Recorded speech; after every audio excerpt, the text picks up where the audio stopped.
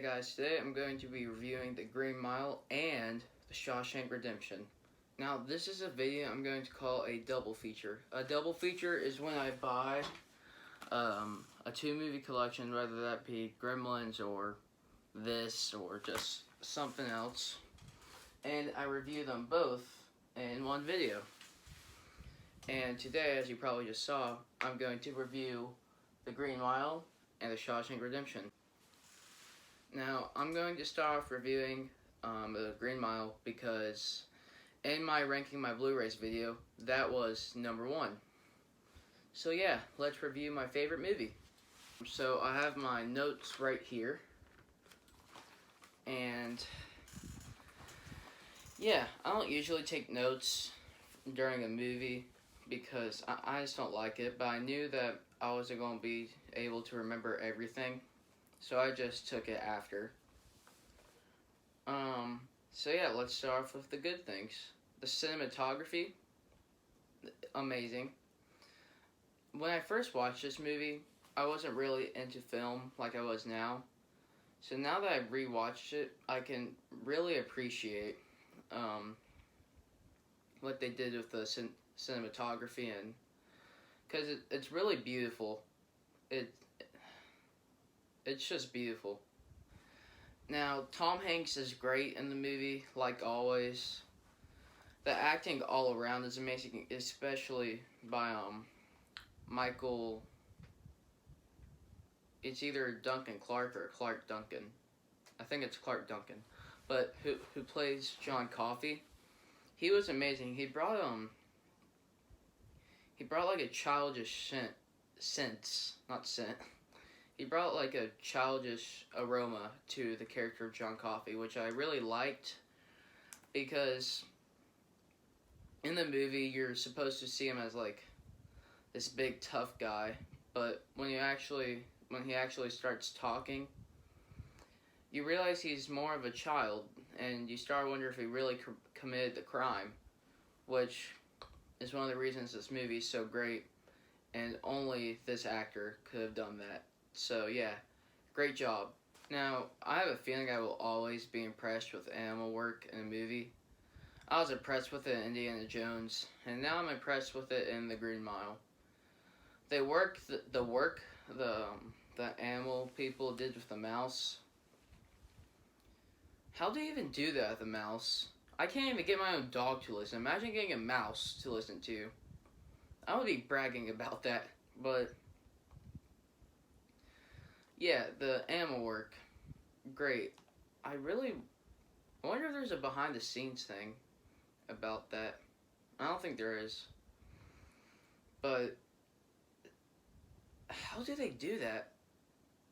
Can someone comment down below or put a link down how they do the animal work? Because how? Now, I really like the set design. You could probably argue that it was just bland. There wasn't really anything on the walls that could grab your attention. But that's one of the things I loved about it. It looked like an actual prison. It didn't try to be anything more. It didn't try to put all these things on the walls for us to stare at or just admire. It didn't worry about trying to be anything extremely special. It just tried to be a prison, which was great. Now, this movie is 3 hours long, and what I noticed is the pace is great for a 3 hour long movie. I remember seeing a review and someone said that the pacing was terrible, but I have to disagree. It's really great. It didn't stay on anything too long or too short, in my opinion. It was just fine the way it was. So, sorry, I just burped again.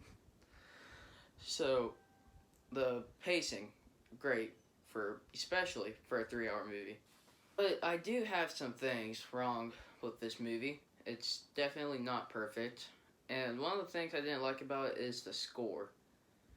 It tries to be very southern, and I didn't like it. I don't know. I just didn't really like it. I guess I'm more used to normal movie scores, like with an orchestra. But this just tried being very Western. It just didn't work for me. Now, another problem I have with this movie is it didn't really have any explanation for John Coffey's healing abilities, and there wasn't really an explanation in the book either, which I have right behind me. So we don't really know. We kind of just know that he can do some incredible things, but we're just like, how can he do these incredible things? And I just wish I had more of an explanation for how he was able to do stuff like that. All the actors try to have like a southern accent, and it didn't work for me. I know that this movie takes place in the South, but not everyone here sounds super country. It's just, I wish Tom Hanks would have just used his normal accent, or just something else than this. Last problem with this movie is that there is a ton of just hard cuts. It's like the editor couldn't find any other way to transition. And I know how hard it is editing, and I'm sure I couldn't do any better, but I wish that there was a different way that they could find cuts. And I know there's a bunch of cuts in my reviews, but I'm a 14-year-old. I'm not worried about pleasing you guys. I'm worried about pleasing myself. So yeah, that's everything I had wrong with this movie, and I'm going to give it an A-. If you haven't seen it, watch the movie, but first, read this book. This book is awesome, and it will blow you away. It is a little slow at first, but quickly picks up, and it's my favorite book to this day. So yeah, this movie gets an A-, and it's still one of my favorites. Now it's time to review The Shawshank Redemption. And when I first watched this movie on Netflix, I remember just thinking, how is this the highest rated movie on IMDb? I liked it, but I just thought it was extremely overrated, and I gave it a B+ on my Instagram. But now that I rewatched it, I like this movie a lot more. I think it's great now, and I understand why people like it so much. The score is a lot better than The Green Mile. It doesn't try to be southern like The Green Mile does. It just tries to be normal, and I liked that. Sorry. Now, in The Green Mile, it has one of my favorite shots of all time, and that's of John Coffey watching a movie, and it has his head, and above his head is the projections of the movie, and he's just smiling like a child, and it's amazing. I remember watching a YouTube video, it was the best movie shots of all time, and I was just like, how could you not include The Green Mile? And this movie is very underknown, so check it out. Now, the acting, just like in The Green Mile, is incredible, especially by the two leads, Tim Robbins and Morgan Freeman, who has the most epic voice of all time, and no one can change my mind about that.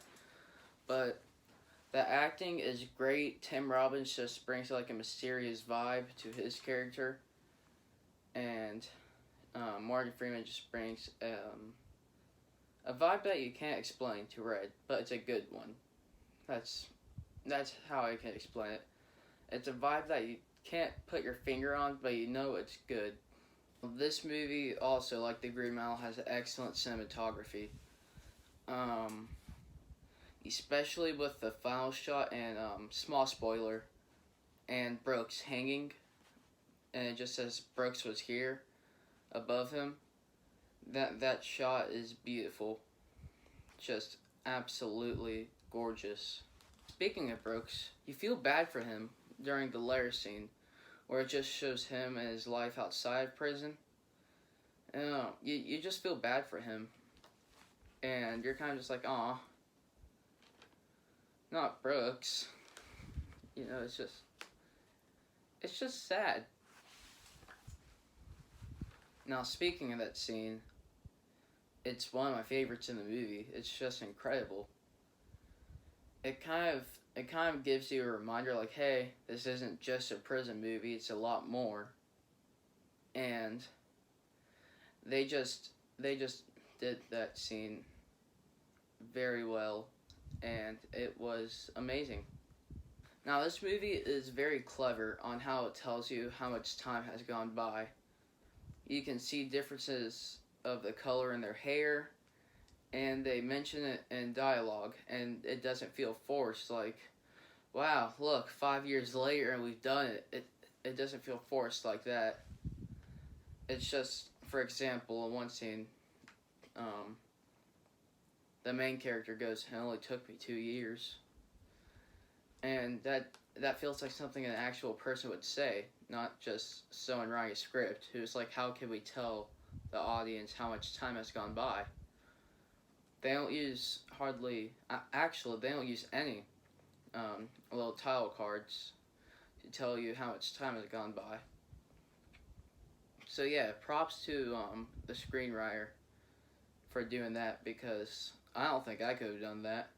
I don't think a lot of people could have done that. Now, again, I do have some problems with this movie. One, same problem I have with The Green Mile. Still lots and lots of cuts, but it's not as bad as The Green Mile. It doesn't seem like there's as many. The Warren's character arc to, like, evil, it just feels very rushed. And I know he was always a bad guy, but getting people shot and laundering money are two very different things. You know, he just steals some money, but ordering someone to be shot, that's a lot more evil. And at the end, no spoilers. At the end, with the questioning scene, and he starts throwing rocks around, it's extremely obvious what's going to happen. But besides that, that's all. That's only. Oh, those are all the problems I have with this. I like this movie a lot more than I did the first time I watched it on Netflix, and I'm going to also give this movie an A-. Those are my reviews on The Shawshank Redemption and The Green Mile. Comment down below what grade you would give them, and if you like this movie, make sure to leave a like and to subscribe. And I'll see you guys next time, and go watch a movie.